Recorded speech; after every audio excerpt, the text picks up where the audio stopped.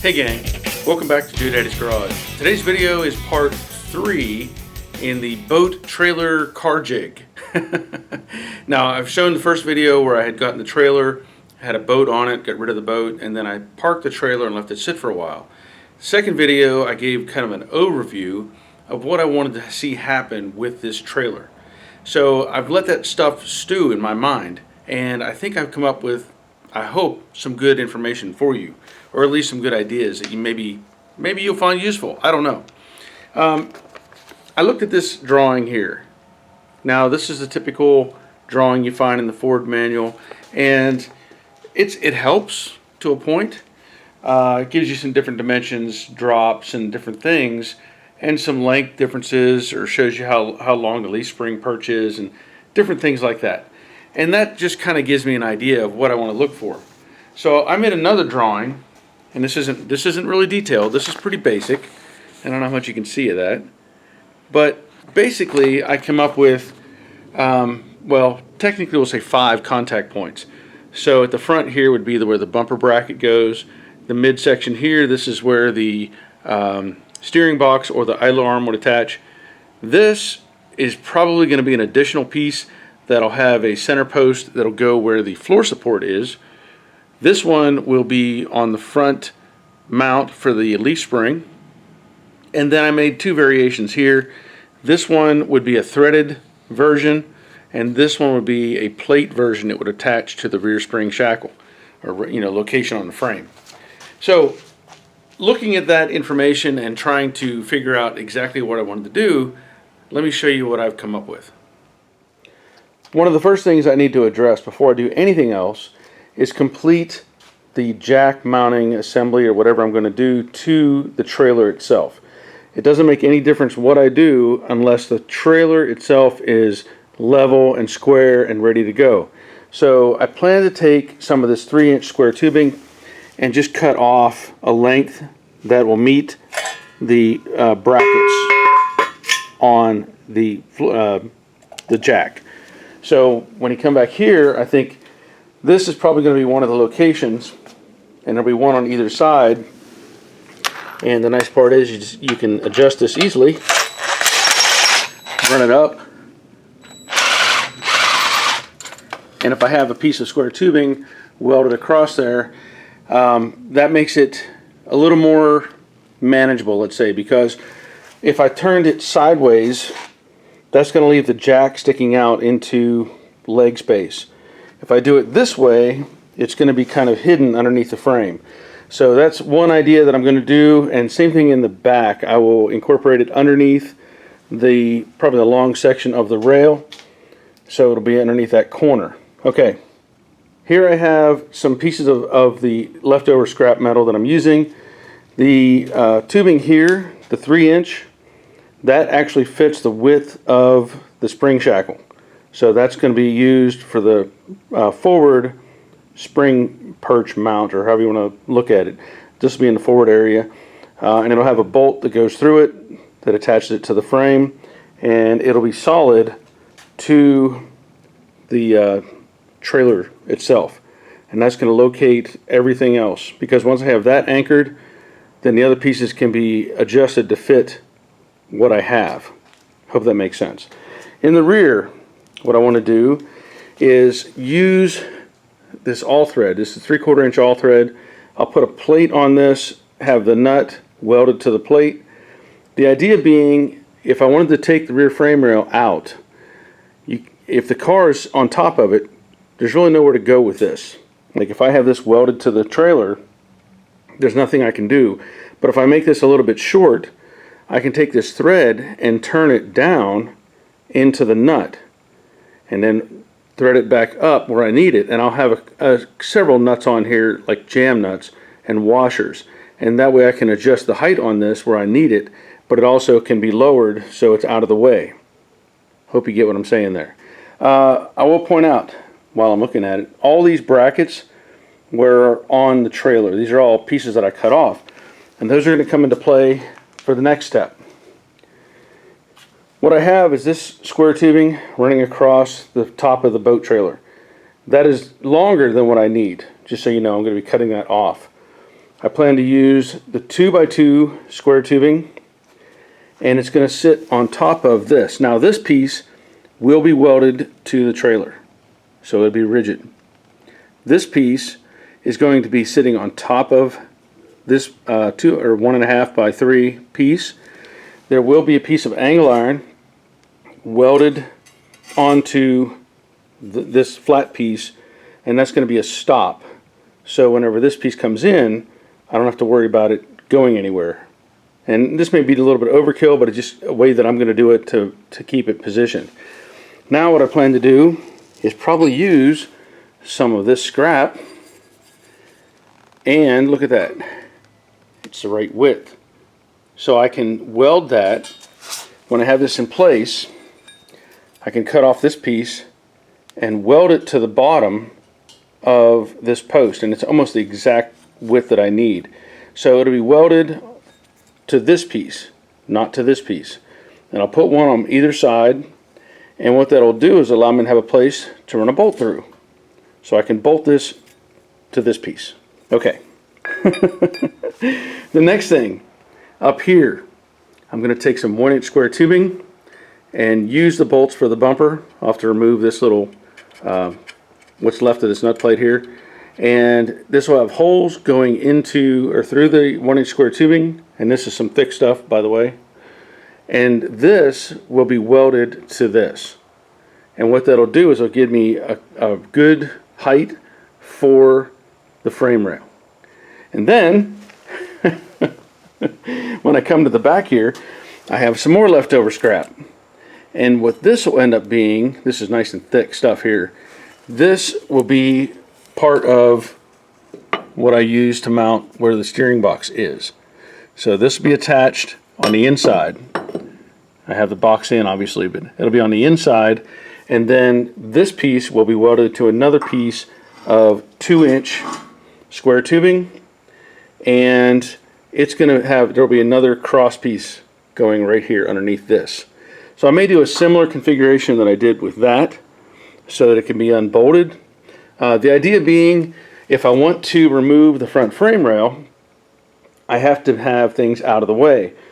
So that's why I want to make these removable. So I'm able to pull this out and get it out of the car. The other thing I'm going to do, and it'll come later, is add that post here on the A-pillar. And that'll be later on. So for now, I need to get to work on fabricating all of this stuff. But the first thing I want to do is get the jacks underneath the trailer. And then that way everything's level and square, like I was saying. Okay, so I have all 4 of the jacks welded to the frame. That'll be simple enough. Obviously I'll use all 4 at the same time. And I'm pretty confident these are going to work the way they are, but if I need to, I can still take them loose and change some positions. Now what I want to do is level out the car on the lift, as I mentioned earlier, maybe in the previous video. And I want to try to make sure that is as level as I can get it, and then put the frame underneath it and level it as well. That way I feel like I could get more consistent measuring from side to side, as opposed to trying to make pieces for the trailer and then not being confident that they're going to fit correctly. Because my measurements could be off. Like if I made the perch and attached it to the trailer, and then I put it underneath the car, if I was off fore and aft or left and right, then it would be a problem. So I want to make everything fit together so that the car easily goes down and comes back up. Hope that makes sense, but that's where my approach is right now. Okay, so I've spent some time leveling the trailer, comparing measurements to the car, trying to make sure everything is square. I've also removed the steering box and the idler arm and the steering arm, so they're out of the way. And what I found is at this point, I can get out my handy dandy tape measure, do a quick measure here. I put this square tubing on top of the frame, and basically to the rocker I'm about 10 3/16. And if I come to the other side, same situation, pretty close to 10 3/16. The other thing is, I've leveled the car as best I can, and in the back I put this other piece of square tubing on top of the frame, and there is the bubble on it. So everything is really close to where it needs to be. Now the plan is I took a plumb bob and I hung it off of the bolt up here where the spring would mount. I don't know if you see it very well. Can't tell in the light, but I hung it off of that, and I took measurements fore and aft of the plumb bob on either side, same location, to help square up the frame underneath. So it's pushing away right now because I have this level here. The plan with this is I need to figure out this angle, because this is at a slope. This goes downhill. So what I did is I have this angle finder level that I picked up from Harbor Freight, and by putting this level on top, raising the arm up, I can now verify the angle that I need to cut on the bottom side. So there will be 2 of these, and these will be in the front shackle mounts. And then I will do something similar in the back, except when I took plumb bob and I dropped it off of, well, I wrapped it around the perches here for the rear shackle mount, and came to the front edge, and it comes down inside of this, which is okay. I'm going to be playing with this as I move forward, but for now everything is square. So when I drop the plumb bob, coming off the inside, basically the outside of the frame rail, came straight down, let it hang, measured over to the frame, and got the same measurement on both sides. So everything is pretty square now underneath the car. And the other thing I noticed using this type of trailer is it has a taper. Well, actually it doesn't. The car has a taper. When you think about it, the front end is slightly narrower, so the rocker arms or rocker panels are not square to the frame. Maybe you can see it. I know I can see it. It just moves in at a slight angle, but it's the same on both sides, so it's consistent. So what I will do now is cut the 2 pieces that are going in the back, drill the holes, get those in place, maybe tack them in to see how it looks, and then from there I will probably move forward and work on getting these locations taken care of.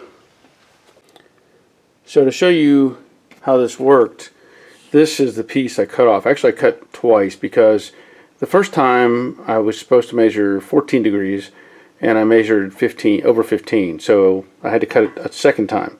So if I take that and I set the level on it, can't square it up because of this overhang, or just a little lip here, but basically that's where it's at. It's level. And now I have the 2 vertical pieces in, and they line up nice and square on this cross member. So all I have to do is weld these in, and it should work. I have the bolts in up top, and they're fitting nice and snug, so I'm happy with that. And I'm going to buzz these in, and I think if it becomes an issue at any point, I can play with the jacks on the trailer jig to move it up and down to get play if I have the bolt stuck. Just thinking about it, but otherwise it's all square and ready to go. All right, the back ones are welded in. The bolts are in the mount points for the leaf spring. And what I want to do next is work on what would be the middle section. So the plan here is to use this 1.5" by, I think it's 3 tubing, and I'm going to cut it down at an angle so it matches the shape of the trailer, and it's going to sit flush to the top of this.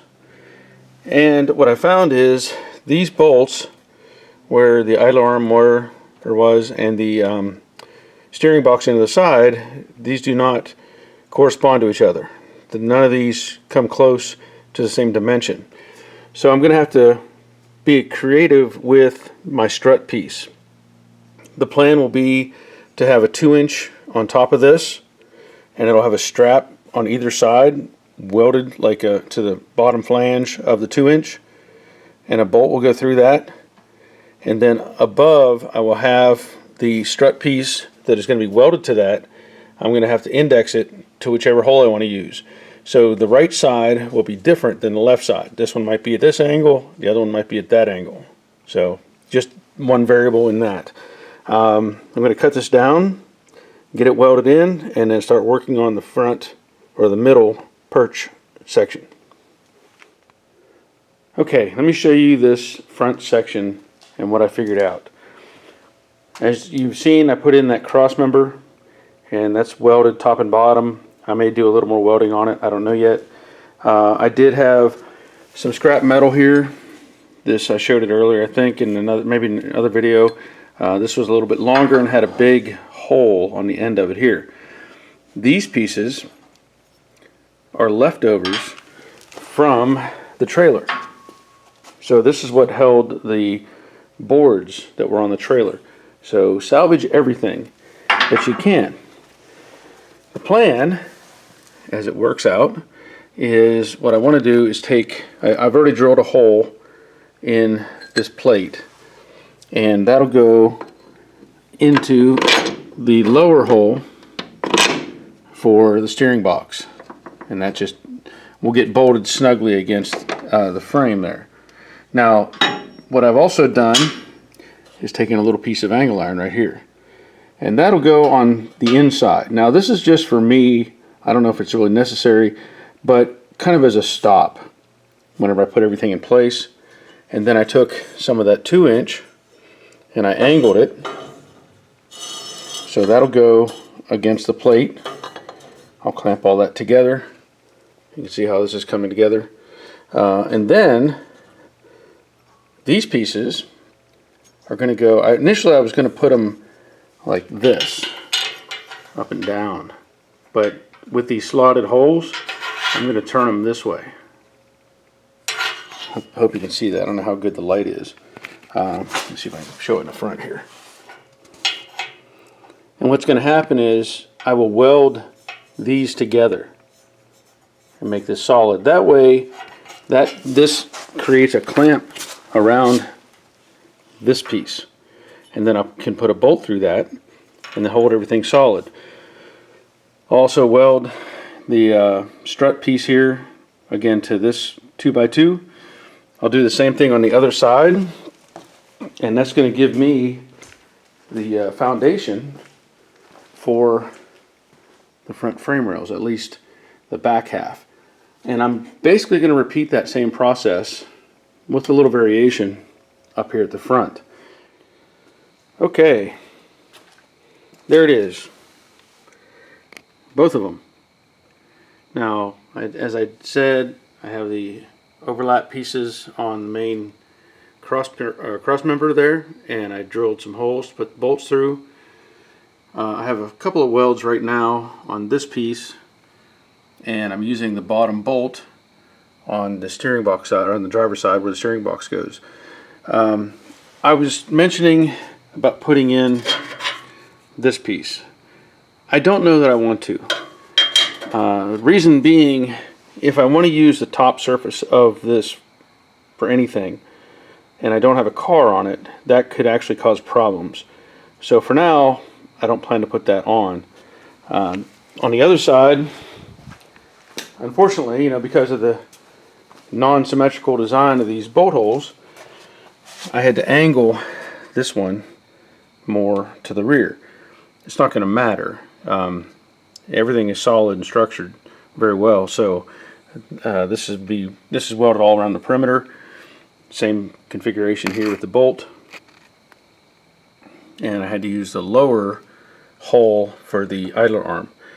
I think this is going to work fine. I guess I probably could have come up with a longer piece of steel and use both of these holes, but it would have had to been a big plate in order to get all of it connected to that. So I think it's fine the way it is. So I think I'm at a stop point for this video. There's too much information to cover, and I got a little sidetracked this week taking care of some other things. So I'm going to have to finish up the rest of the tooling stuff in the next video. As I've already shown, I did weld in those rear perches back there, and I constructed these pieces.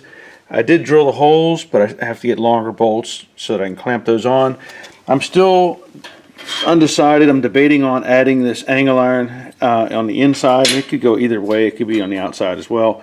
And what I may do is drill a hole right there and just put a pin through that, and that'll also help locate that to make sure it's just in the right place. I don't know if I need it or not, so I'm kind of debating on that at the moment. In the front, I did mention that I was going to put this piece all the way across, and I realized I don't need that. It'll actually interfere with some of the space that I have between the front frame rails and the trailer. So the variation will be, I'm going to take this and basically create a short ear that'll just be like this much sticking out. There's no need to have all of that reinforcement across the center. So this will be cut off. I'll figure that out later. I'll put a piece vertically in this location and get a length measurement. Now what that'll do, eliminates too much material being used, but it just creates these little ears on the side, so that'll be a lot easier to deal with. Now in the back, the plan at this point, this is a drawing that I've come up with, I want to be able to use the rear frame shackle mount and or the jig mount. And by using this design, I can remove the back half of this so that this whole section can be taken off, and I would just have the jig hole. And then I can turn the all thread down inside of this pipe. That'll give me access to being able to remove, let's say, the frame rail if need be. But this way it will give me both pieces, and also I can use either the thread or the shackle mount. So that'll be in the next video. Alright, I hope all of this is making sense. You know, this is a kind of a vision I had, and I think it's coming together nicely. I don't know if I pointed out in the previous segment or not, I can't remember, but by doing what I have done so far, I will be able to rotate the arms out of the way and be able to lift up, and that'll clear the trailer to come on out. So I don't have to worry about the axle flip or changing the tires or anything like that. Also, I had ideas of shortening the front of the trailer, moving that tongue section back. I don't think that I want to do that right now. Everything seems to be working out, and that's going to give me a place where I can use it as a step if need be, if nothing else. So that's a good thing as well. Now, this may not be the thing for everybody. This is something I came up with. I don't know if anybody's really tried this before, but I think it's going to work. I think. I hope.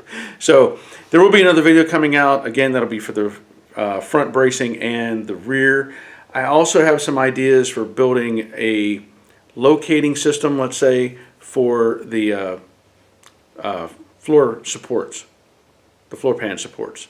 I think something simple could be used for that, because all I really need is a location where the jig holes are, and that shouldn't be that big a deal. But anyway, I want to thank you for watching. Thank you for subscribing.